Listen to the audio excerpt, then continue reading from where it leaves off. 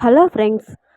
Nishi gang మెట్ల మీద నుంచి దిగుతూ అన్నయ్య చెప్పింది గుర్తుంది కదా అని కాచీకి చెప్తుంది, బూచికి చెప్తుంది. మీరు చిల్ అవ్వండి సిస్టర్, అంతా నేను చూసుకుంటాను కదా అంటాడు. అని వెళ్ళి స్కేటింగ్ బోర్డ్స్ తీసుకొస్తా ఉంటాడు. ఇంకా ధాత్రి కౌశికి హాల్లో కూర్చొని కౌశికి స్వీట్ తింటుంటే ధాత్రి సంతోషపడతా ఉంటుంది. అప్పుడు నిషి గ్యాంగ్ అంతా అక్కడికి వచ్చి సంబరపడింది చాలు కానీ వెళ్ళి కాఫీ తీసుకురా అంటుంది.